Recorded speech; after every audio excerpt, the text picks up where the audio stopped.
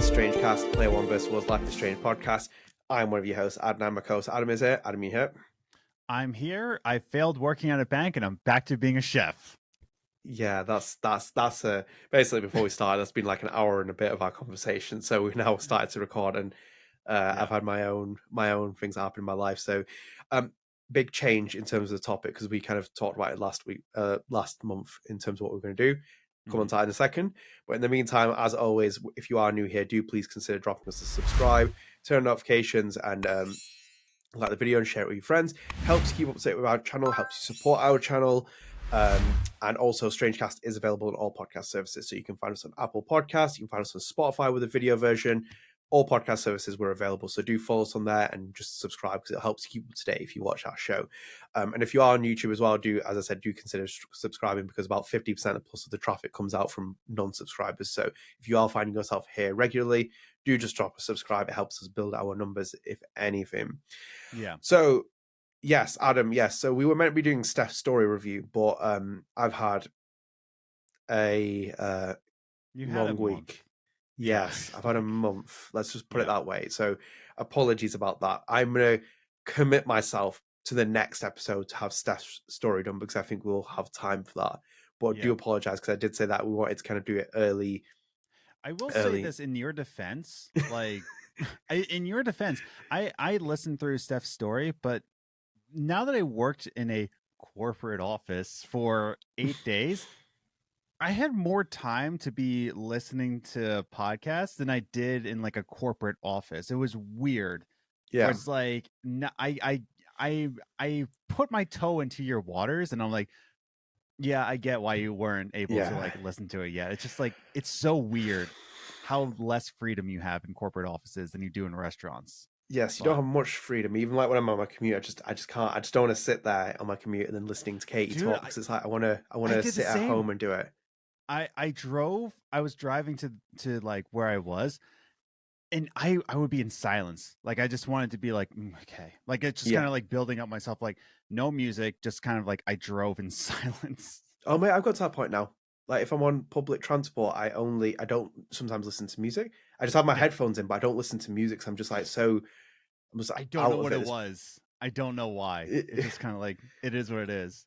Yeah, I'm sometimes like that. I'm just like I just want to listen to silence. It's like if I want to listen to the soothing voice of Katie Bent, I'll listen to it when I'm at home. Yeah. So my plan is that in the next. That's what I did. I was like, oh wow, okay. Like I have more time to do that. But by the way, quick thing. Shout out to this. This is called the Fellow. It's a company called Fellow. Great coffee supply from them. I'm telling you, dude. Wait, why is there an ad in our video? This is not advertisement. I am not paid to do this. Man, this is the best travel mug. It's a Fellow Carter. Bro, when I had this in the corporate office, I had the coffee in this, and I would forget about it for 4 hours, and the coffee was still like really Get hot. that company to pay us. It's not coming in this podcast conversation, Bro, if we're going to get something from it, you're giving free advertisement here. We only give free advertisement away to Jonathan Panetta. That's the only time I'd be like, yeah, that's very acceptable. We don't give free coffee advertisements. So no, they can come to us. Carter. It's so good. It's such a good coffee. Fellow, come at me. Come here. Fellow, come here. Fellow, come on. Sponsor me. I'm a huge coffee nerd. I was a general manager in a coffee place. I'm huge into coffee. Come on. Fellow, come here. Awful, absolutely awful start to the podcast. It's the plugging random coffee products in there. No, we only accept paid advertisements here. Anyway, that's out the way. That's out the way. Steph's story will come this month. I promise it. Fingers crossed. We'll get to that. But in the meantime, we decided to take Adam's very great idea last time around, which was to split Jace's topic up in terms of the BTS episode rankings and True Color ranking in terms of chapters and the entire game. And we're going to now do True Colors because as I did a bit of snooping around, there's no news, as many of you will probably completely understand. It's very quiet on the Deck 9 front, on the Don't Nod front, even on the Square front to an extent. And there was no news that was really worthwhile to even cover, if anything. I saw some deals and stuff, but by the time the episodes come out, they'll probably be gone. So we can commit the entire episode to True Colors, Yes. which has always been a very interesting conversation for the two of us. Adam, so let's start with this. Yes. Me and you are very much episodic purists. We love the old school format. We were there for it. You know, we love Life is Strange 1, 2, BTS, The Walking Dead, all the Telltale games, even the Council as well. Like the episodic format was in its... Council. Yeah. Hey, we love the Council. But the episodic formatting was all there, which was like really enjoyable. This was the first mainline entry in the series that eliminated that because we got chapters instead. And also fully fledged available at release as well in terms of the full game. So let's start with that first before we get into each episode or chapter or how you want to score it, because I find it weird to kind of score it compared to BTS, like when we were doing those ones that Jace said it was a bit easier. But should it have been chapters? Should they have just basically nullified it completely, just gone with a full flat game, got rid of the chapter structure? Should it be an episodic? Honestly, let's weigh man, up there. I don't really... Okay, so it's weird because kind of a, spread the arts thing, kind of not, because I haven't finished it yet. But I appreciate... So I've been playing The Quarry right now. And I'm liking it so far. I'm really digging it. I had a Best Buy gift card, so I just, yeah, I was like, yeah, I don't want to pay $70 for it, but then I gotta get Best Buy gift. Anyways, so I'm playing The Quarry. Like it's separated into chapters as well. Like there are certain chapters, there's scenes. It's like a movie. It is chapter like. However, it's not like full episodes. I think there's a difference between an episode and a chapter, right? So as I'm playing through The Quarry, have you played Until Dawn at all? I love Until Dawn. What That's a great what I game mean. that was. By the way, if you love Until Dawn, you're gonna love The Quarry. Like there's got to be a connection to the two because it's almost like beat for beat. So I haven't beaten it yet. But also, I'm like, a shout out to Supermassive in general because they're great, and then also shout out to Alejandro RK, who's obviously been on our podcast. Was on Super Master. Yeah, Pioneer Master. I was actually going to tag him in that photo. I need to go back and do that. Yeah, but yeah, Alejandro works at Supermassive Game now and has got his own game out. So go and support him. Obviously, Life is Strange, veteran as it is. But yes, continue back onto The Quarry. Yeah, so like it's similar to Until Dawn. There's got to be like a connection. I'm hoping there is because it's beat for beat. But anyways, with the chapters in that, think of Until Dawn with chapters, right? There's scenes and there's like a certain gameplay for it. It's almost like a chapter, a level. And then there's episodes. I don't know, like here's a good topic. Like what is the difference between an episode and a chapter? And there's definitely a difference between like an episode of Walking Dead versus a chapter in Until Dawn, and for True Colors, it felt more like episodes than they did chapters.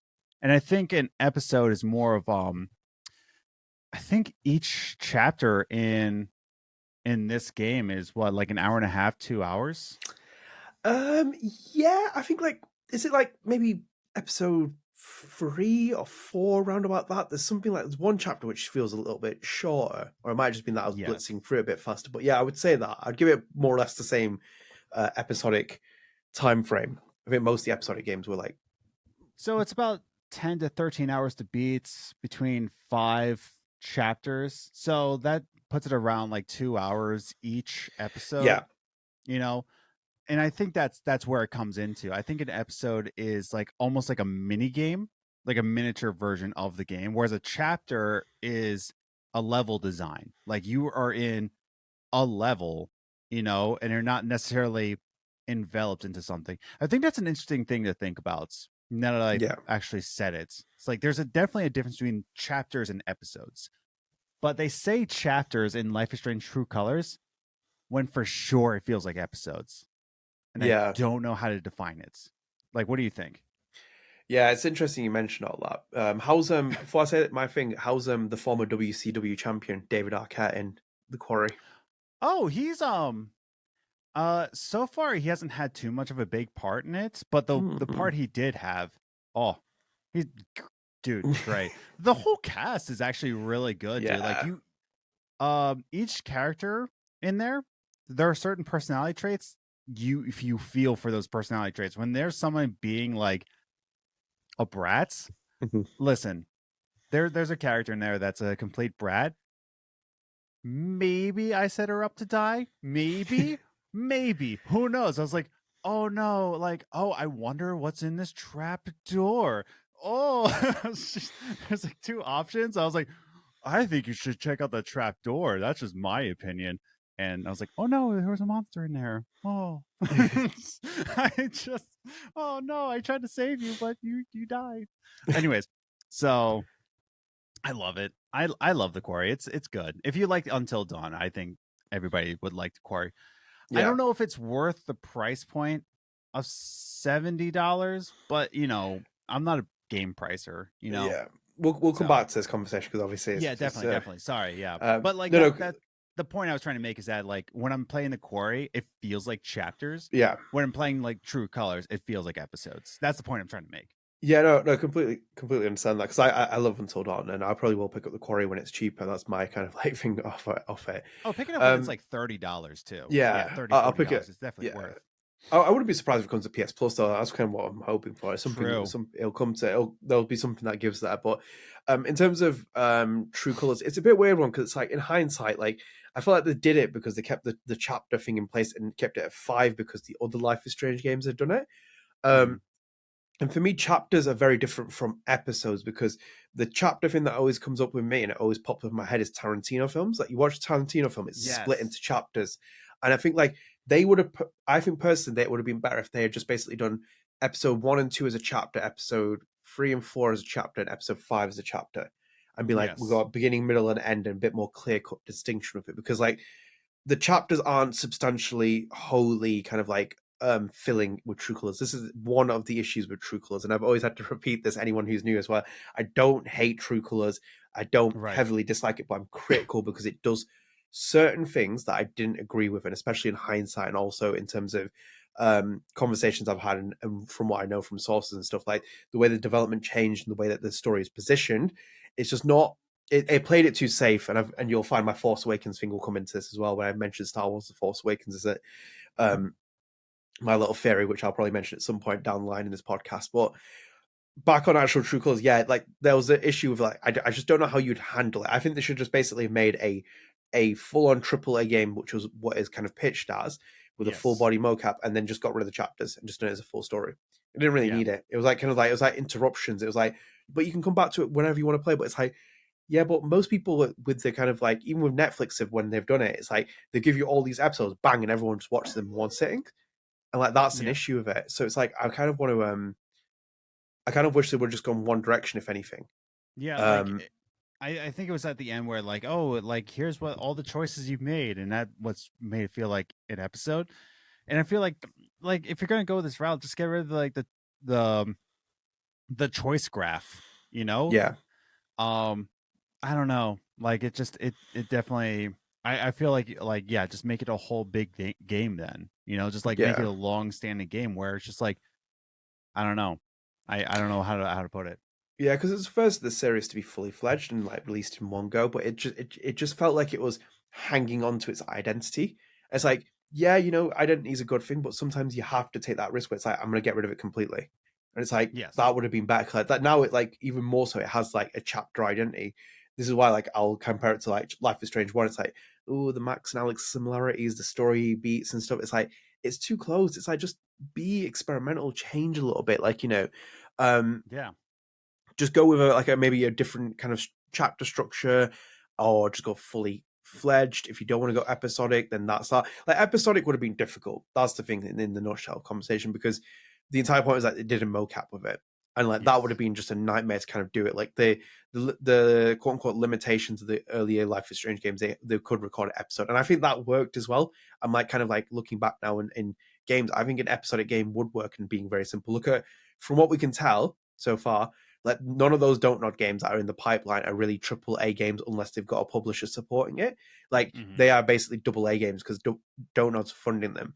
And even the Montreal game, which is everyone's most excited for, from my perspective, if anything, that's not going to be the same True Colors kind of like technical development that's had. It's going to be very simple, I think, in terms of, and simple is a great compliment for me personally. I don't think things need to be overcomplicated. It's like they're doing, I believe they're doing mocap. We did that photo when we talked about it. They're doing mocap for it. I don't know if it's full body. I don't know if it's facial capture, but they got that. There's been photos of like Michelle posting from like the recording booth in terms of they'll do VO recordings and stuff. So like that's what I like. I appreciate that more. And like True Color took that massive technical leap, made it a AAA game. The price went up massively on it as well as the game, but then didn't really deliver in terms of like the full story, because it's like it lacked. Then like if you're going to whack the price up by about $40 or however much it was, you kind of need to make the game a bit longer and make it more in line with other AAA games you play, because it's like there's nothing else that offers from Life is Strange except for you have the kind of one playthrough going back through and seeing what other choices happen, and even that's like limited in this one as well. And then also just in terms of that's it. There's no other root play value, if we're being honest. Like it's a single player game. It's a single player game, story, adventure. What else is there? No, yeah, it's just kind of like it, like exactly what you said. There's just like nothing much to it. Even going back to it, like I did try to go back into True Colors, and I don't know, like I seen it all. Like it is fine. Yeah. Whereas like there's some other games, even the first Life is Strange game, there's some secrets that like even on my like sixth playthrough of Life is Strange, like I found new things that I didn't interact with. I was like, how did I miss that? But no, with True Colors, it was kind of like one and done, and nothing really more to see. Yeah, there's not much to see. So to address this, how do we tackle this? Do we do the full game? Should we do the chapters plus wavelengths? Because I'm like a little bit of mist of how we tackle it. Should we just do it chapter by chapter? I would say, yeah, just to be fair for it, yes. I guess chapter by chapter. But honestly, like the more I think about it, the more it just kind of like flows as a full game, because each one.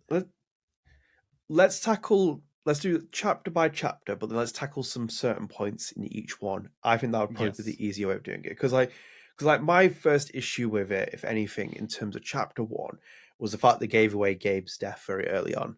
Yes. Like that wasn't needed. That wasn't needed in the promotional material. I think they could have kept that very low key hidden. I think you probably would have got a bigger response from people. They could have, because like the entire story is about Alex Chen. She goes and reunites with Gabe. She's had this kind of issue. And then they kind of like were really open about, oh yeah, well, Gabe dies in this and she's going to go and like, go to uncover this massive mystery and stuff. It's like, but was that really needed? Was that really needed? Yeah. Like even the Rachel Amber stuff in the first Life is Strange was hidden pretty much up till the game. Like it was mainly focused on Chloe and Max reuniting. They positioned it as a coming of age story, and like 2 was a bit different. They kind of gave you a bit more caveat of like, this is happening. Like the boys are on the run. This has happened, but they kind of like kept certain things hidden in terms of like Daniel's power, etc. To an extent. But I think like the first one handled it the best. But in terms of True Colors, sorry. True Colors. Color. With a U.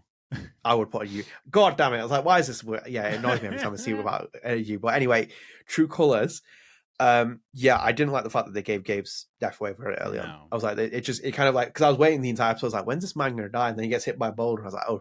I was like, actually, that actually impacted me a little bit. But I'm like, I kind of accepted it that it was going to happen, and he kind of like drew away from it a little bit. I think that there was the Typhon thing could have had a better setup for me had they basically hidden it well. And it's like, oh, this is actually the story of the game. It's like, So, as we're going through this, I'm gonna actually just read I'm on the Life is Strange wiki. I just want to read the paragraph synopsis for each chapter, just so we're reminded of like, what goes on. So we're going on to chapter 1, side A, and the synopsis goes: Alex arrives in Haven Springs after leaving a foster home. Her brother Gabe sets her up in his residence. The pair reconnect and talk. Knowing there is a planned blast at a mine, they go to it, which is owned by Typhon. They help search for a child named Ethan. An accident occurs, killing Gabe. Alex grieves her brother's demise. Too much. The first 3 sentences could have been probably fine from that. I know. It's just too much. Like that's like by the way, I don't know if too much happens in the first episode. Yeah. It's like weird. Could have been separate into like a second chapter.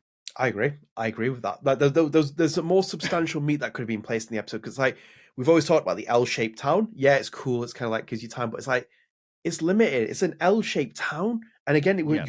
you're now you can't get away with the fact that Life is Strange is not being pitched as a triple A game. It's being pitched as a triple A game. Like, look at games now when we talk about Forspoken and stuff. When it's $100 million budget, you have to deliver on that because people aren't going Yeah. to let you have an L-shaped town to get away with things. And this is not They me took like the L. they took a big L with that one, if anything. But like it's not even bashing Dead Knight. It's just the fact that if you're going to go ambitious scale on it, it's going to have to do it because it's not a double A game anymore. It doesn't have the same Sundance indie vibe that the first Life is Strange has. It's a different game, so that's in itself an animal. But like on the actual synopsis point, too much given away in that story. People used to, I used to have this argument, and this is my drop usually. People used to have this argument with me a lot with when Kojima was teasing Death Stranding. Everyone was like, "What is this game? What is it? Oh my god, he's not telling us this." And I'm like, do you really just basically want to watch a trailer where he tells you everything? It's like, have you how many Marvel films have you watched or DC films where they give the entire plot away from a trailer? And it's like, and what did I say in the last episode about my spread the arts with the menu? I was like, don't watch the trailer. I was like, just put it on. Going cold. Just watch it cold. No, it's in the same boat as Zelda fans right now. They don't want any more trailers of Tears of the Kingdom. They're just like, hey, we're giving away too much here, dude. Like, I just want to go in cold. Yeah. I think a lot of even like Zelda YouTubers are like, this is my job to go over trailers, but I don't want to watch the trailers. I want to go in cold. And I think there's some beauty in that where, again, like, okay, going into the artist of myself, do you know how badly I want to talk about the EP that's coming out for me? Yeah. Caster Garden. I want to talk about it so bad because there's so many things I'm just like, I'm excited to share, but I know that if I don't talk about like what's going into this EP, like it's going to be that much sweeter. If I just release even more so, like all these artists that release like 3 singles from a 12 track like album, I don't listen to any singles because I don't want to hear anything from the album, you know? No. Because like I want to be surprised. I want to hear that for the first time instead of like listening to the album, like, oh, I've heard this 1,000 times. It's the single he dropped, you know? My point in saying this is like, yeah, you're right that like there's too much given away from True Colors. And I think a lot of developers are scared that like, oh, if we don't talk about it enough, people are going to be sketched out. Yeah. There's a difference between not talking about it and just like avoiding questions. There's definitely a difference. Mass Effect Andromeda is a perfect example where they avoided questions. They're just like, oh, it's a Mass Effect game. Okay, so like when's it said? It's a Mass Effect game. Will you buy it? And just like it turned out to be the most atrocious Mass Effect game ever to come out. There's a difference between avoiding questions and not talking about your game until it releases. Yeah, like that. There is a fine balance. I think people lose where the fine balance is. I just think you should be more cryptic about your game. You just need to have an idea of what it is. Like, there's so much being given away in that first episode from that. I'm like, like, where's the punch there? There's a punch to be given because you make Gabe this really affectionate, kind of like loving figure. If you would have not told anyone, it's like, and we're bang, and he's gone. Then you're like, oh, that's what I'm kind of like hoping for, and it's like that was missing from this episode. So it was a bit of an issue because it's like it's a slow episode to start with. Like when you're in that town, you land there with Alex. You start kind of like going up the town. You meet all these different people, and then it starts like chucking up in pace. And then, as you said, by the time we get to the mines, sorry, I'm already I got chapter 2 ready in the. I got chapter 2 ready in the wiki, like ready to read the synopsis on that. Synopsis, TBA. Yeah. Do you know what? As well, I think it's on a lot of their stuff as well. The wiki, like a lot of the Life is Strange True Colors stuff, hasn't been covered. I think that for me personally just shows like a sign of like they're not as invested in True Colors as it became. Oh, that's the only episode. Okay, every other episode has a synopsis except for chapter 2. Good. Which is fine because even chapter 2 is probably the most forgettable out of all of them. I think True Colors is. I just don't think it resonated with much people because I've been in Life is Strange Wiki a lot. It's a really helpful resource, if anything. And like, there's a lot of pages on there for like True Colors that aren't filled in, or like like full detailed kind of stuff. And it's like I just don't think that it resonated a lot with people necessarily. I think people are kind of like, no, I It's guess a 50. like since we're talking about it like this, I guess instead of ranking each chapter, let's just talk about it as a full game, because like, yeah, I think the argument goes into is like how was it as a video game? If they want to treat it as a video game It instead is of a like video chapter, game. It's hard yeah, because like this is the thing with Jason's topic. It's a really interesting one. It's like each chapter isn't substantial enough in my eyes in the same way as an episode. Like no, look at episode 1, uh episode 1 Chrysalis, or like episode 3 Chaos Theory, or episode 2 Rules, or like anything like that. It's I'll even give this that like episode 2 of Rules at least had substance. Great to episode. it. Great episode. Yeah, like the best. Even if I disagree with that, but like at least episode 2 of Life is Strange 2, like I can remember that as an episode. Yeah. Like I can remember that it had substance, right? Yeah. Whereas episodes with chapter 2 of True Colors, let me read you the checkpoints and then see if it rings bells, right? So synopsis is TBA, but the checkpoints are the wake, so his funeral. Yeah, which is a good scene. The foosball champion, which is upstairs but playing foosball. Yeah. Spring cleaning. Tracking down Mac, just like old times. Once more at the ravine. Joy, lighting up the night sky. Those are the checkpoints. Yeah, see, like I remember parts of those. Obviously, the final one is the where they like is the vigil. The vigil. Yeah, and she sees the emotions, and then it's tracking down Mac. It's just like, oh, I'm suspicious of Mac, and then he's having a panic attack. So it's kind of like, okay, didn't like Mac. Didn't like Mac's character. It was poor that for me. Mac is like the biggest red herring I've ever put in any media. Like Mac is like the biggest red herring. I have an issue with the way that mental health is portrayed. And then also studio brother. It's that, and it's also like when people were doing the Joker, and it was like everyone was I don't like the Joker as a film. I'll be very forthcoming with that. I think Joaquin Phoenix's performance is good. I think it could have been called Clown Face, that film, because it was basically about clown. It's not about Joker. It's giving an origin story to a character that doesn't need an origin story. There's an entire famous skit in Scream where Randy talks about the fact that well, at the time they were like saying, sorry, Billy says like, does Hannibal Lecter have a motive? No. Does this person have a motive? Like a lot of characters didn't need to have their backstories told. They did it in the end, and it shows the weakness with characters when you do that. But with like Mac, he's an example of it, because like even the Joker as well, they portray his mum as like a mental health patient, like she's crazy, she's a lunatic, blah blah. And same with like Mac again. It's Nathan Prescott 2.0, but too much on the nose. It's like we've seen this before. It's like stop it. It's like for me, it's like stop it. It doesn't achieve anything here, because what you're trying to do at this point, you're pinning the blame on it. But people have already. For me, I'd be very surprised if you were kind of like onto Mac being involved with this at any point, because I was like, well, he's just a massive red herring here. It's too obvious. So like that's the issue of it, and like and you just said that we're talking about in the second episode. He's substantially taking up a portion of the episode. And it's like why? Yeah. And it's like for what reason? He's not even like nobody no player should be suspecting Mac. No, like ever. Like I don't know. As soon as I saw the corporate lady, I was like, "Oh, corporate did it." Like I was just like, "No, corporate did it." And then Mac is just like some angry corporate lady, Diane. Put respect on Anastasia's name, so please. The character, not the actress. It's like the character of Diane is just kind of like, "Oh, so corporate lady, got it, her." No, Anastasia. Like, by the way, I miss Anastasia already. I love we talked to this. I saw I saw something about I need to speak to Eric Mori at some point. I saw like her post something. I was like, I miss Eric Mori. And Stace was in the background. I was like, yeah, so it's like the tag team duo like of the century. That. No, I just like episode 2. Like I'm reading these checkpoints, and I'm just like, I said episode 2, chapter 2, and it's just kind of like even my weakest episode of Life is Strange, which was episode 2 of Life is Strange, I remember it. I remember every single part of it. Yeah. And I remember them being substantial, including the bottles, right? Yeah. Rules. I remember it. Even episode 2 of Before the Storm, substance to it. This just, it's just kind of like let the game flow and it's fine. And of course, chapter 3 was the LARP. Yeah, Steph's.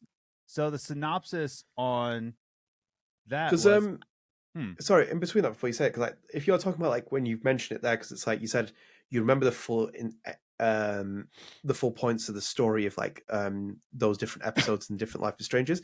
Like the two main things that really stand out for me in this game, if anything, even detracting all the chapters, is LARP and the festival. Yes, the LARP and the festival. You know, like something that was like in it and memorable, but like, you know, that was more themes. Like I remember it was festival themed. I remember there was a LARP, but like everything before that, like let me read the synopsis for chapter 3. Alex and Ryan tell Steph about her powers. She suspects that Diane may be working for Typhon. She suspects Diane may be working. Yeah, she would. Yes, she works for Typhon. Like, what do you mean? Like, she has the Typhon uniform on. Anyways, the trio devised a plan to find proof and to steal a flash drive from Diane. So this is where they're like flirting with Diane. Yeah, very good seeing that. Yeah. Which, by the way, Steph is definitely the canon one. Come on, like, Steph's the main character of this game.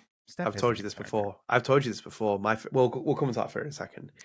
Riley is sent the information to see if she can decrypt it. Steph's LARP game is a massive event with numerous participants. Alex later goes to visit Charlotte, who has not gotten over Gabe's death. She destroys a sculpture in grief. She then goes back to her apartment, and they find out Diane is part of Typhon and wants to blast.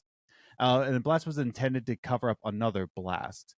I'm like, yeah. So the Charlotte scene was good, by the way, as well. Let's just the Charlotte scene was chapter 3 was probably the only really good chapter in True Colors in terms of like an episode.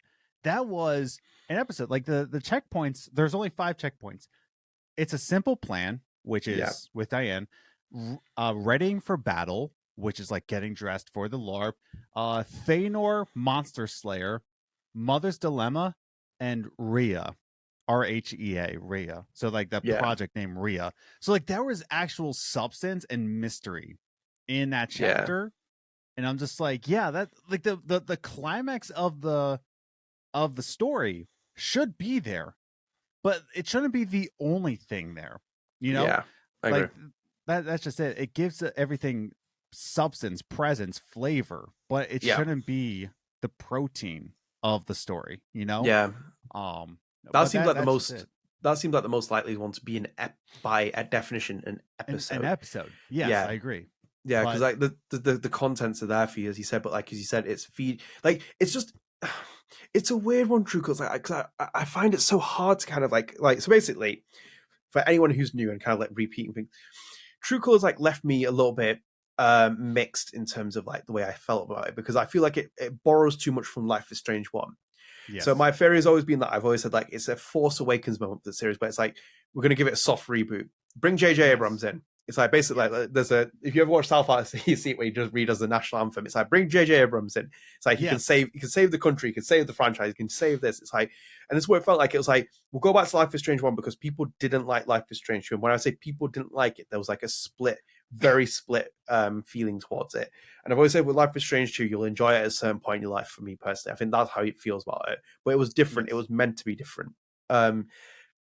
This one goes back, and then it kind of strips away from me Deck 9's identity in terms of making its own game in certain parts. But it's like here's a set formula from Life is Strange 1. We'll take this kind of thing. We'll create this red herring from Life is Strange 1. Very similar. So it's like almost when you watch The Force Awakens, watch episode 4 A New Hope. Very eerily similar. Similar. It's like, you know what J.J. Abrams is doing? He played the safe card. He borrowed pretty much everything that George Lucas did from episode 4 A New Hope and did that. And this is what this feels like. It's like, let's bring in a female character as the main character. Let's bring in mystery for the game as well. Very similar, like Rachel Amber. Let's bring in a red herring like Mac. Let's bring in Jedison. Let's bring in this kind of character. Yeah. It'll never. Yeah, that's always caught on for me for that. But it's very similar in like across the beats, and this is the issue of it.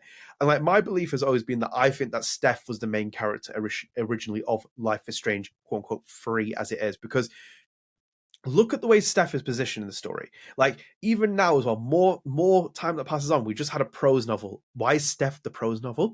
Mm-hmm. Like if it was that important, Alex Chen, she would be the prose novel. Like she's in the Life is Strange comic series that they did, the crossover leading up to True Colors' release. But like, still, the emphasis has always been put on Steph. Like when I got into the game and played it, I think like probably 98% of the people that voted in that kind of thing, it was always to put a love interest between Alex and Steph.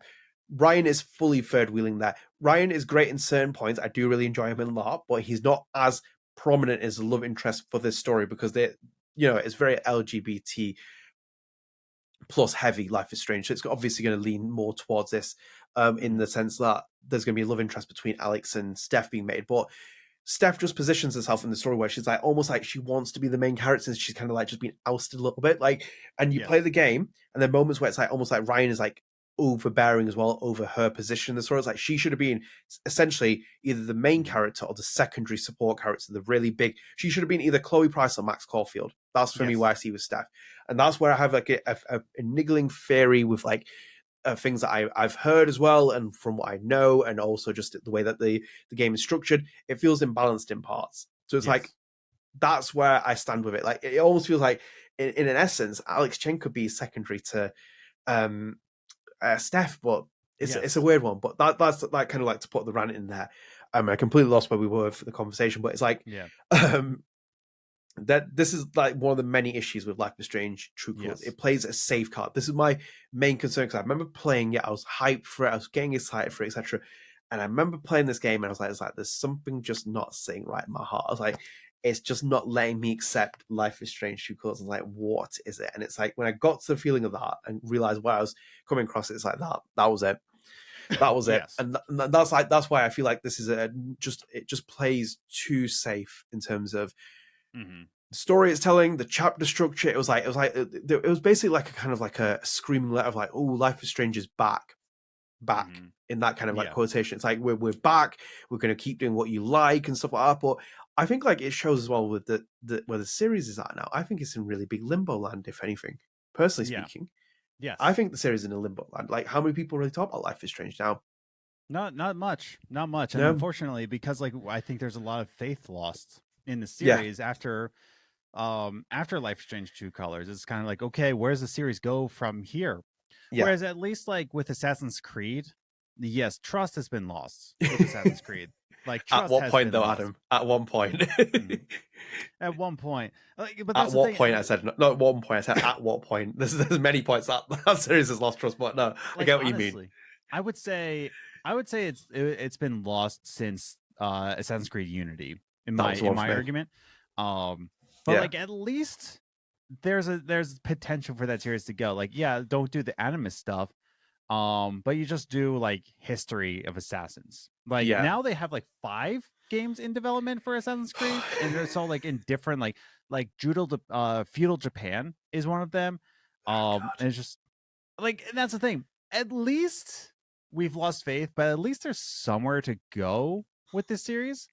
But without Michelle and Luke like running the boat, it's kind of like, where does the series? It doesn't really have an identity without those two. And I think it's okay, but it's just like without anybody who is like even a mentor, like a mentee, an apprentice to those two, like someone who is connected. Like if Alejandro took over the Life is Strange the franchise, I think it would be in a safe spot.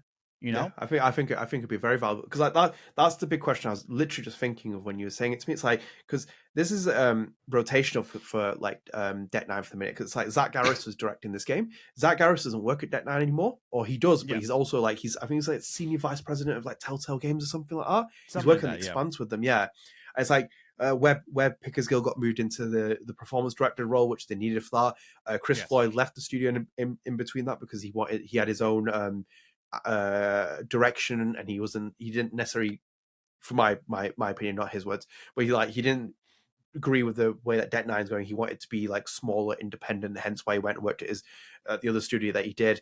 But like then it's like this is the kind of questions you're asking, because like for me it's like I'm like, who directs the next game? Because like I'm looking at it now on Wikipedia, Felicia Khan, Mallory Littleton. It's gonna have for me. I'm like looking at the writers, because it's like someone's gonna have to move up into the director's role. But it's like with the other, I directed the next one. It's me.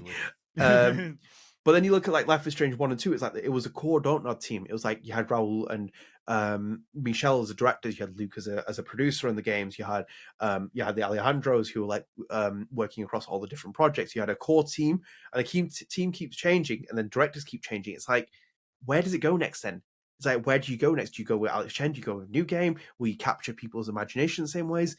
I don't know, man. It's a big question, man. Yeah. It's yeah. I don't know. The next one that does this, I don't know. It's just it's odd. Like I don't know the direction that Life is Strange is going to go at this point. I don't want to say that Life is Strange is Life is Strange True Colors is a complete flop. No, it's not. No. I'm even like reading the synopsis for chapter 4, and it's the festival, and I'm even thinking about like when Alex is performing, it's like, you're not going to like this idea. Yeah. What do you mean? And it's just like she's on the stage like, I don't like this idea. It's like at all. And it's eerily similar to the Chloe shot from the Tempest, where it's like exactly, it's like, yeah. And that's the Deck 9 signature, and it's like that's what I wanted more of. I just wanted them to give Deck 9 freedom. It should have been like, right, do what you guys want to do. It's like, we're not going to do anything as a publisher, just do what you want to do. Yes. Oh, okay. Gotcha. Then it says like deaths in the game in the Wikipedia, and it says Tabitha Baker. She dies from an unknown cause. I'm like, wait, what? And then Ducky mentions this during the Spring Fest. I'm like, oh, she doesn't die in the episode. Yeah, no, she doesn't die. Like that's why I was like, wait, how did she die in the episode? Like Ducky mentioned. Okay, good. Anyways, but yeah, no, it's just yeah. So like the episode. Chapter 4 is the festival, of course, and chapter 5 is the final showdown, I guess you want to say. But I thought chapter 5 is a bit of a mess now in hindsight. Yeah, chapter 5. Okay, so I'm going to read you just the checkpoints. In there are 10 of them. Okay, 10. Wow. Deja Vu, Long Way Up, the Hospital Room, which I remember that one. Home Sweet Home, which there was a memory about them and like the dad leaving. Yeah, it's good to see. Nobody Picked You, which is her in the foster home. Yeah. Nothing Stays Buried Forever. Daylight, the Town Council, A Knock at the Door, and Rooftop Retrospective. So it's kind of like, I remember all those points, but yes.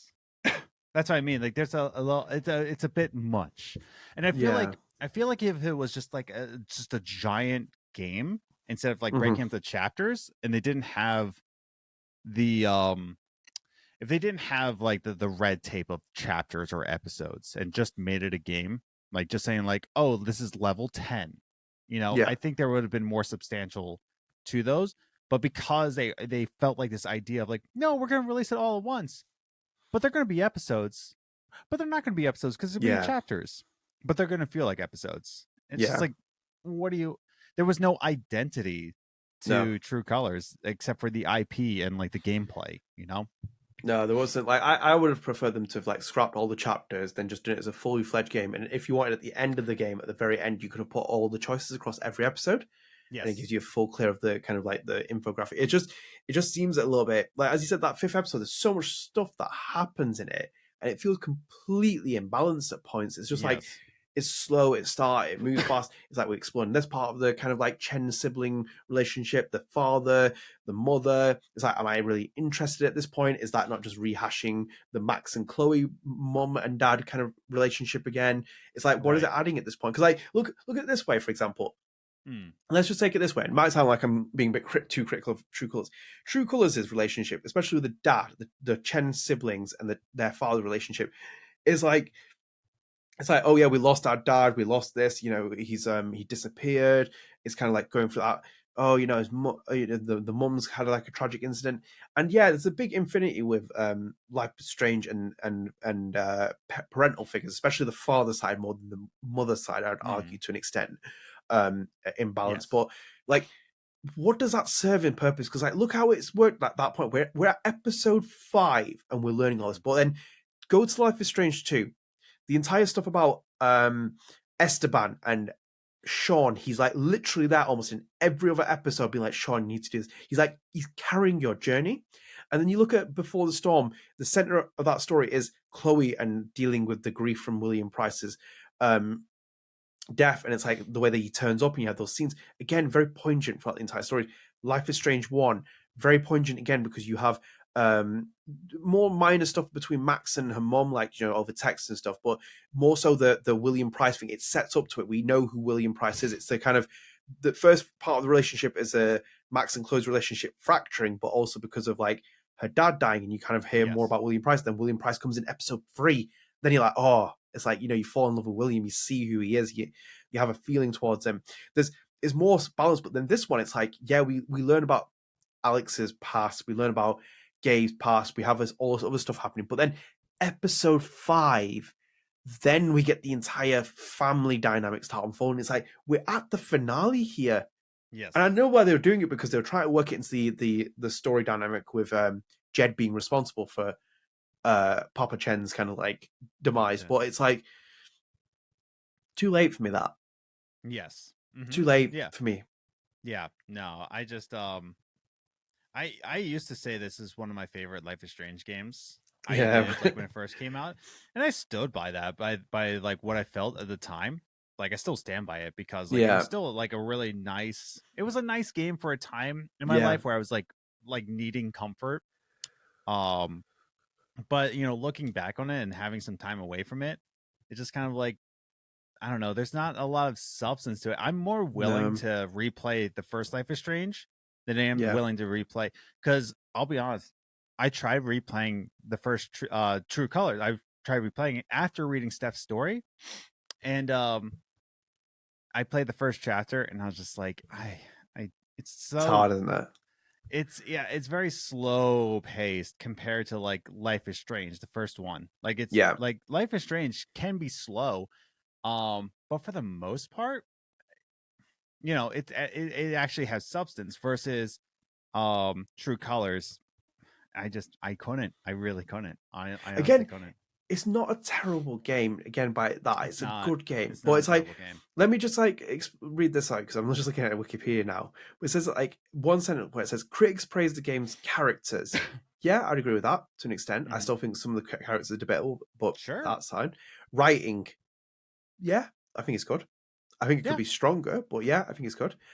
Story themes, 50-50 on that. I think personally 50-50 on that. I'm not necessarily that. Voice acting, yes, I think it's exceptional. Exceptional, the acting. And facial animations, again, exceptional for that mocap team. God, yeah.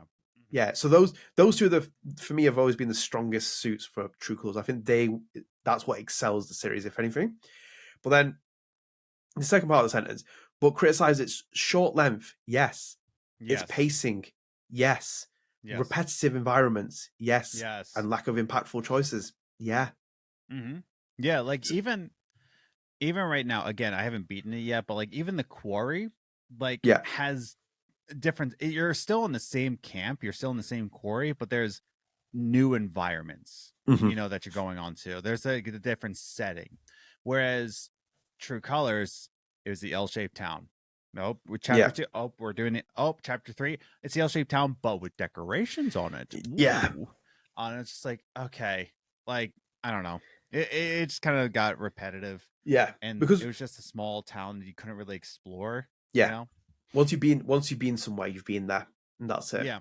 So you're only revisiting it necessary for like a thing. It just didn't have much more to it. It was almost like it's just a hub essentially, but it didn't have much more meat towards it, and that's the only thing with it. And it's a hard one, because I liked it, True Colors, and I like the fact that Deck 9 went like, you know, a very Colorado-esque setting. They had the kind of like stamp on it, but just this is for me the entry point. I think that a lot of people have probably been turned away from the series. I think, personally speaking, I think this is one that's like, even when I was doing the podcast and stuff like that, even this channel, it left me a little bit like, you know, what do we do next? It's like, where do we go next? It's like, is this channel really going to still do well? And the numbers have always been like here and there, because it's like the series has just kind of been in a bit of an oblivion state.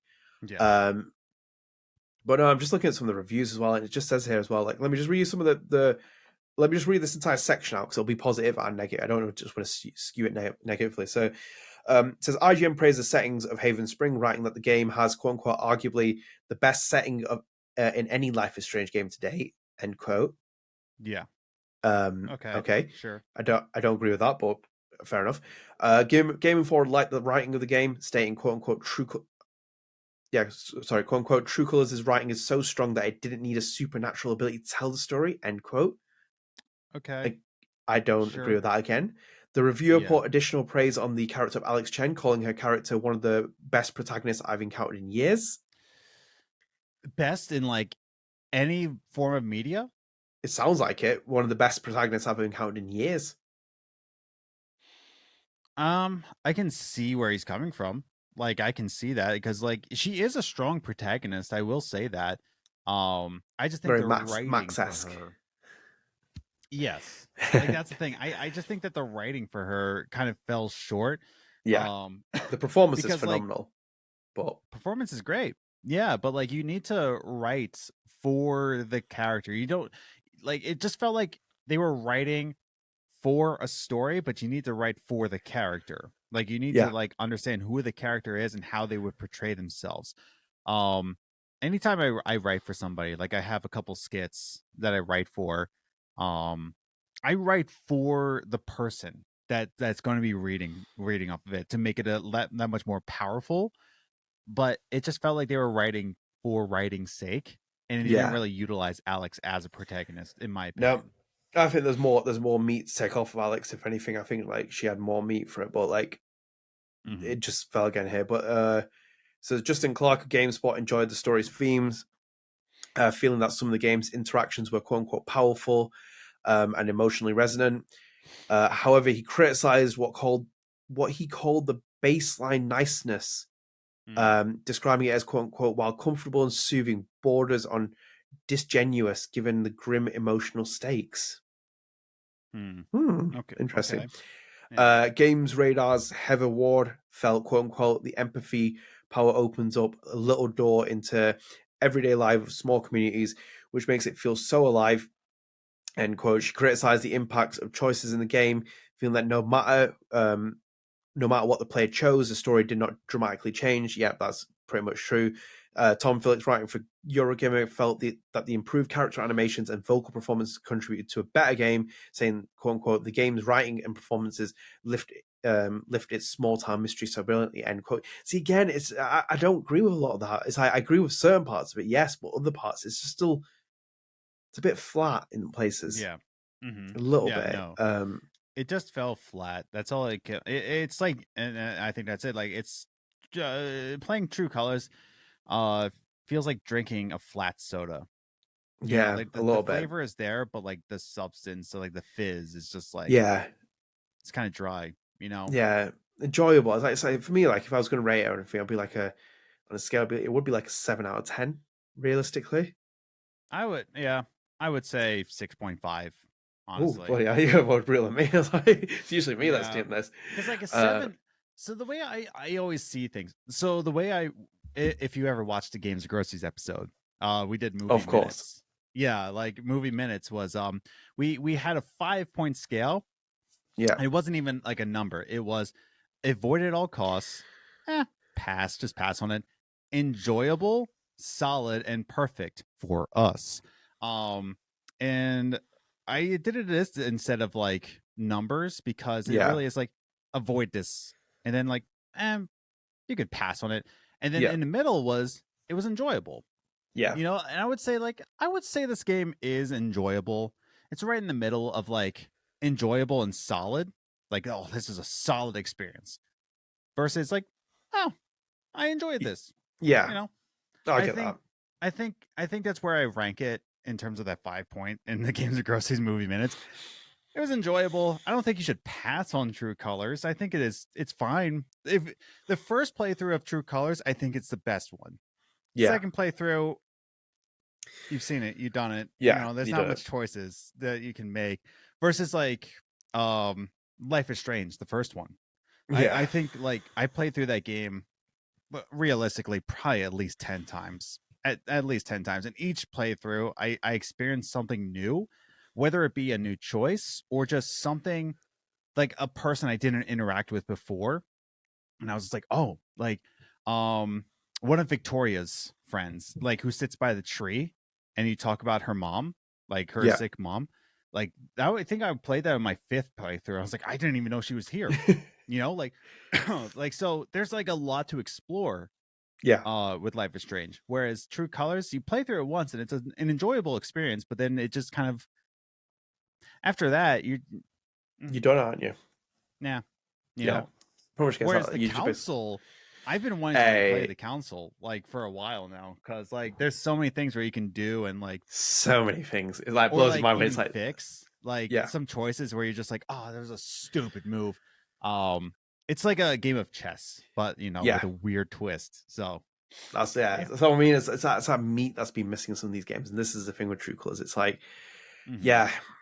So apologies, Jace. I don't think we did this that well in terms of the ranking format. It's going to give me a nightmare of ranking, putting this as an episode. I think before we wrap up this subject as well, because like again, like there's so much we can pick apart in it. We've got an entire review discussion as well if you want to listen to it. I think this is kind of revisiting True Colors years on and just still feeling pretty mixed about it. But Wavelengths was an interesting one because I kind of forgot this in my Steph rant that I did before, but this is again emphasizes the fact that Steph was the main character for Life is Strange True Colors. It's like why she's got her own DLC, she's got her own prose novel. She's like the secondary main character in this game. It's like, have we missed something here in the marketing? Yeah, honestly, I don't think so. I think it's just like they really wanted to make Steph the solid choice, but somebody in the upper floor said no. Yeah, that's what I think. Yeah. But man, I always say that Wavelengths is an understandable missed opportunity. It was a missed opportunity, but with the circumstances like affecting the world, yeah, and like with production, that's why I say like it's a missed opportunity, but like understandably so. Yeah, because that's the thing. Like, it's a smart idea playing on the pandemic angle because obviously, like, I think it resonated quite well. If you played at the time, and especially when we played as well, having dealt with all the stuff of the pandemic, it felt quite surreal in parts. But then again, it's like now we've been restricted to a room, and it's like we're in a store. It's like, why can't we walk out of said store? It's like, what is even going on here? I know. I wanted to explore so much. It's kind of like, oh, you know what it felt like for me? It felt like in Assassin's Creed 3, again, born and raised in Philadelphia. Boom. There were like it was American colonialism. Yeah. And of course, Philly's a part of it. The only part of Philadelphia you can explore is just the inside of Independence Hall. And I was like, I want to go out there. It's like, like especially on True Colors, Wavelengths, where like it's Christmas themes. I believe. I think there was a Christmas part to it, and I'm like, I want to go outside. I want to go into Haven Springs during Christmas time. I want to see that. I wanted to see the different seasons, but it's no because she interacts with other characters. We see more of like, why doesn't he walk in? Why does no one walk into the store? Like, even if you try and make a backstory of it, say, oh, the store's closed, but it's like, why is no one walking there? It's like the Mikey stuff's fine. We can keep that over. Sure, but I want Gabe. I want a Gabe. Yeah, you want Gabe in there. You want other people to have more of a kind of like, you understand why Steph is like noticed more in the town. Everyone knows her, etc. Have time like that could have been an opportunity, like Wavelengths, to have more time with someone like Riley. Everyone wanted more time with Riley, or you can have more time with Reginald, or you can have more time with X character. Like there's so much more that you could do there. And it just didn't seem to like do it. Just seemed like it just seemed to be like a missed opportunity, if anything. Like I wanted that. I really wanted to go out the town a little bit. I wanted to explore Steph to kind of see things, etc. Like if you could go into a store and then speak to Charlotte, and then you kind of like have a bit of an earlier understanding. It helps you add backstory. Like that's the thing, and it's, as I said, it's nice having Mikey back in there. It was really kind of like nice to have that kind of dynamic unfold, giving Steph a deeper backstory. The kind of like little Easter egg for Kylie's character, Rachel and Chloe come back as well, which is quite nice. Sure. And then generally, even the ending was quite nice. The setup for it as well, nice little setup to definitely to where you get in the first to the beginning of the game, to where you get in True Colors, where Alex meets Steph. I like that. I think we've spoken about that off podcast, but again, just unfulfilling. It's just like you talk about all those criticisms that we talked about before in the top part of it, where it's like pacing, length and stuff like that, and then you get to Wavelengths, it's like, yeah, it's again another issue there. Yeah, no, I agree. It was just kind of like understandable missed opportunity, but nonetheless, it's kind of like, man, I'm just left with True Colors being kind of like, I wish it was better than it was. I really do. And of course, like, I'm sure the developers feel the same way. Like they wish it was better. Because every creative, I think it was Lincoln. I think it was Abraham Lincoln or someone else. And either way, the quote goes like, "There's no such thing as a finished project, just an abandoned one." Yeah. Like, and it's just like kind of like that, where like you can always make something better, but at some point you just got to abandon the project and just release it. You know, pretty much it's gotta be that. So, Jace, thank you again for some topic idea, and also apologies for us butchering it because I just think it was a hard one to rank. I can't rank the chapters; they're just too. They're not substantial enough, and they don't. I think the way the chapter thing is as well. My argument is that it doesn't structure itself in the same way as the significance of the other episodes. Like we talk about Chaos Theory, we talk about Polarized, we talk about that. They all have significance, and we all remember them for what they are, and they can deserve rankings. But this one, I think for me, you have to rate True Colors as an entire game. Yeah, I feel like for that, it would be like a 7 out of 10. If I was doing off a 7 out of 10 scale, that would be what I'd put it at. Of course, yeah. So yeah, either way, I hope you enjoyed that. Adam, spread the arts. Yeah. Do you want to go first? You want to go first? I can let you go first. All right. I already mentioned that I'm playing the quarry, but you know, I just wanted to mention that for the sake of the argument. So I haven't finished it yet, so I don't know if I should rank it. What I will say though, John Mulaney just came out with a new comedy special. If you remember John Mulaney, who was recently canceled for being an abusive human being to his wife. However, he came out with a new comedy special called Baby J on Netflix, and it kind of explains like, hey, I was a different person. Like he talks about his addiction, like going to rehab, trying to help himself, having an intervention with his family or like his friends and his family. He kind of like name drops some people. He said like it was the most starstruck, it was the most like star-studded intervention there ever was. But yeah, I think it was a really honest and a really interesting story about John Mulaney and his journey into rehab and trying to help himself from not being in addiction. So, you know, like I think it's a really interesting take, and I think everybody should at least check it out. John Mulaney, Baby J, you know, doesn't excuse his behaviors, but you know, it puts in perspective that people go through things and they need time to heal. So, John Mulaney, Baby J, I recommend it. Okay, so my recommendation is I will go with Resident Evil 4 now, having finished it completely. I was actually when I was at Best Buy, I was in between Resident Evil 4 and The Quarry, and like I was in between the two. You didn't buy Resident Evil? Wow. I wasn't the biggest Resident Evil fan. Like, you know what I mean? Like, I appreciate it. I think it did a lot for video games entirely. Yeah. But I loved Until Dawn, and I was like, I really want to play The Quarry, so I just went with that, you know? I respect that. Yeah, I pretty much put like God knows upwards probably like 80 plus hours into it. Got a platinum done it now, so I'm not even going back to it for a while. But thoroughly enjoyed it. It was really good. I still probably would lean towards the original. I think the Mikami game was iconic for what its time was and how it changed. You can't touch the original Resident Evil. You can't 4, like you know? it's because like this is more straight up horror and stuff. I've seen people talk about online. It's like, yeah, but this is more of a horror game. But it's like that's not what RE4 is though. Yeah. It's meant to be survival horror action. That's why it changed the landscape of that franchise so much. That was like that was the problem with Resident Evil 5. It became too much action. You know, like that's a big problem. Yeah, but RE4 had the right balance with it for me, in my opinion. So it's like that's why it's like that. But it really was enjoyable though. Nonetheless, you know, big kudos to Nick Apostolidis. He's great. And then like, you know, I get why people are like, yeah, you need to change some of the dialogue. You know, it's outdated, blah blah. But I'm still a purist for certain things like that. Even if it's cringe and it's whatever else. These are Japanese developers making the game. Yeah. And it's like the way that they see things, it's not what the Western market does. And it's like if they make a joke about that, it's like it's not the end of the world. It's like I think Ashley's a better character in this, and I think like they probably have dealt with her better because, you know, we are gone past a period of like during the 2000s, 2006 of like hostage escort missions. Like we've gone past that, and you need to make her a little bit more competent in certain regards. Like she's still a young woman. Like she's still. That's a good way to put it, though. Like just a little bit more. Don't want to rip her eyeballs out for how annoying she is. Pretty much like, yeah. Like she can just basically like she's still an escort mission, but she's not as infuriating. Good.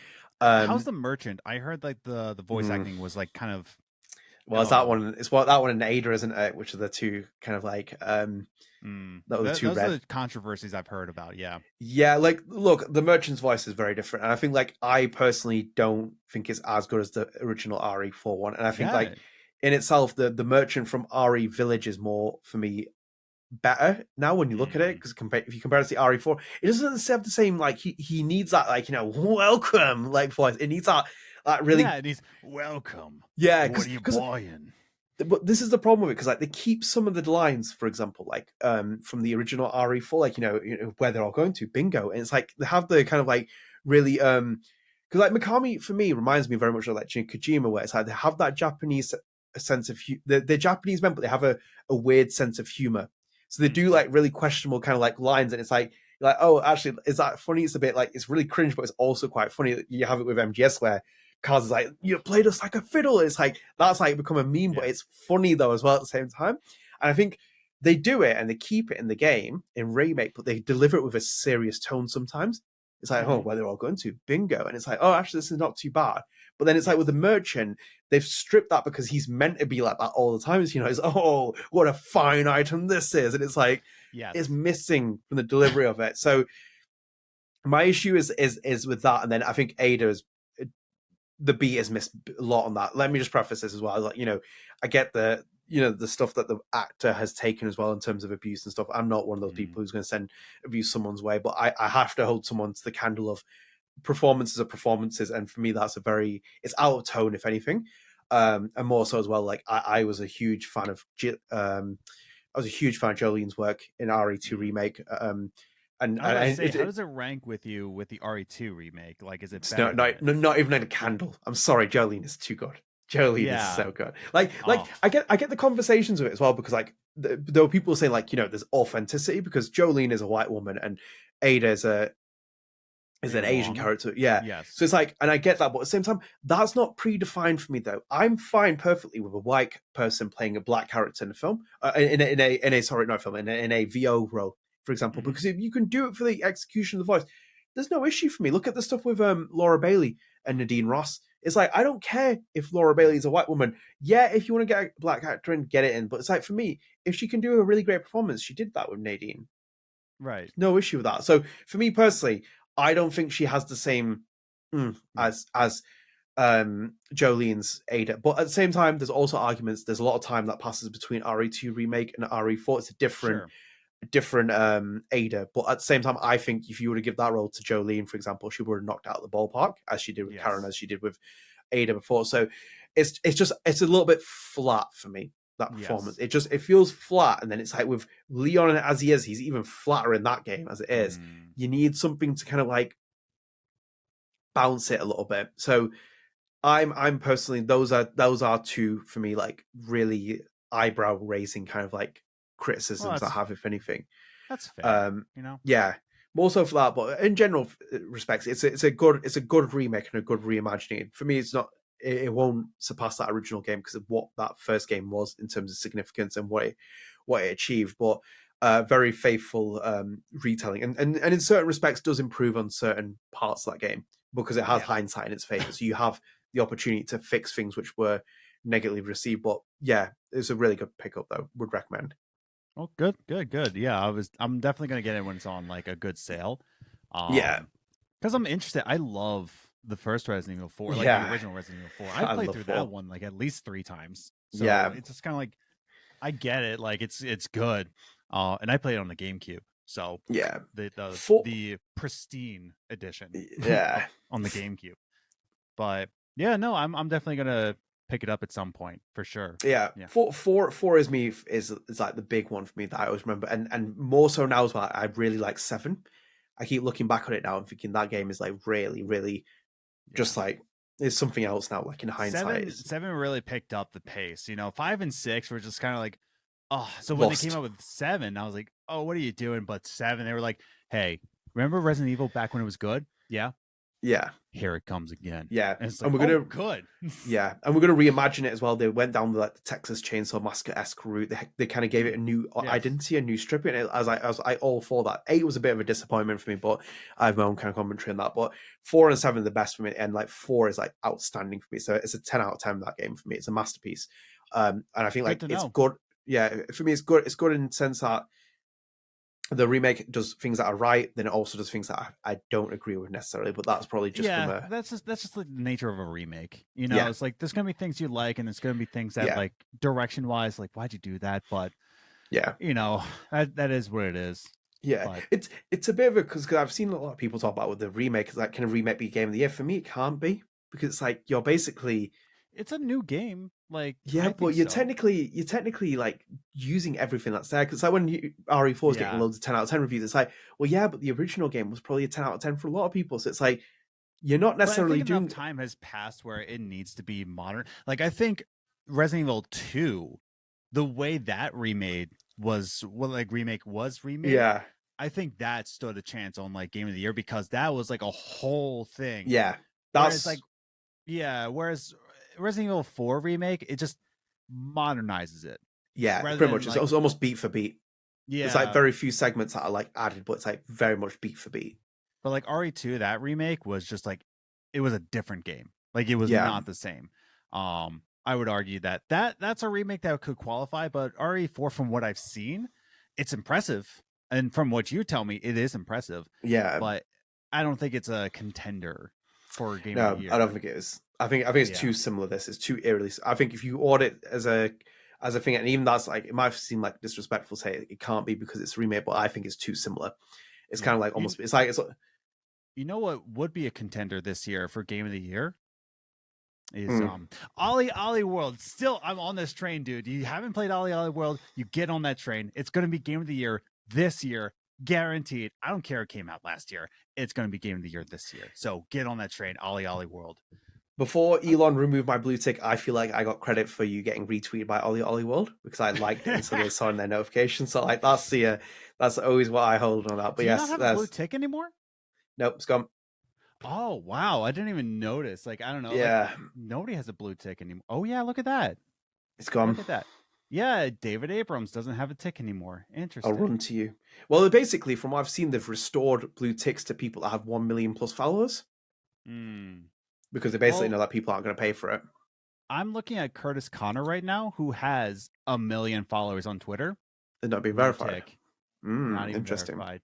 It's weird, man. So weird. I read something yesterday with Elon saying that they're going to try and do things where you can basically do paid for articles on Twitter. So it's like you can, if someone clicks on it, then they have to pay for it. So like buy it, and like people are just going to stop using Twitter. It's like, do you realize how much? I swear the people I follow on Twitter, I barely see my feeds anymore. I barely use Twitter myself anymore now. Pretty sure like most people just don't use it. I'm convinced that when he says like it's more active, I'm pretty sure it's not. I see like less people using Twitter more than I've ever done in my entire life. Honestly, yeah, it's becoming really dead, unfortunately. But we've moved to Messenger. We used to use Twitter all the time for like messages. Now we're on Messenger like thingy. The good old Zuck. We're on another billionaire's Facebook app. You know, the good old Zuck giving us the platform. But I don't really use Twitter anymore now. I just really don't even look at it. Like it's my feeds are so dead now. I just don't tweet anymore. I don't care. So I don't really think that platform's going the way of the dodo at some point. Unfortunately. Another conversation itself, maybe a different podcast. Either way, I hope you all enjoyed that because Spread the Arts is done. Jace, again, thank you for this topic idea, and apologies if I'm done at home and I title this and what is going to happen, but you'll see. Well, I hope you enjoy the conversations. Let us know your thoughts on True Colors. Many years on since its release. Many years on. 2021. Right. Yeah, let's go. 2 years on. 2 years on from its release. It feels like many years. I've aged many years. Let us know what you think about True Colors. Have you revisited it? Have you played it? Do you agree with us? Do you think we're giving it a hard time?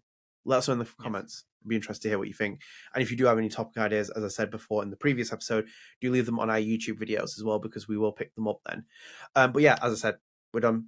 I hope you enjoyed this. If you are new here, do consider dropping us a subscribe, turn on notifications, like, and share with your friends. It helps keep to our content, helps you support our content as well, more importantly. And also as well, StrangeCast is available on all podcast services. So you can catch us on YouTube with the YouTube video version. You can catch us on Spotify with the video version. And then also we're available on Apple Podcasts and all the platforms. So do follow us on there, download the episodes, rate them as well if you enjoyed them. It helps keep up to date with us. We'll be back later this month then in May, and we'll also probably most likely have a Steph's story review, which I'm going to try and focus on. That's going to be the main one. And I hopefully don't have to apologize again when I don't do it. But yeah, that's kind of the main focus. Either way, hope you enjoyed the episode. Stay tuned. We'll be back later this month with another one. Take care, guys.